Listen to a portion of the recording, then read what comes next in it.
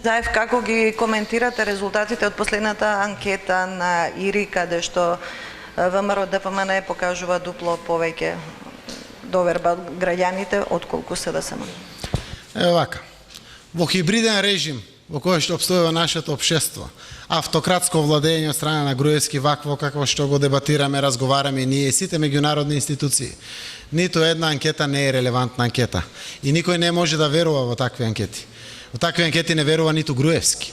Оти тој да веруваше во таквите анкети, ќе постигнеше договор и ќе одеше на избори, каде што апсолутно граѓаните на таа вистинска анкета, на тајно гласање, со слободно изразена волја на граѓаните, ќе одлучат дали на ваков режим автократски поставен ќе му дадат после 10 години кои што ќе ги направи во април, уште 4 години владење.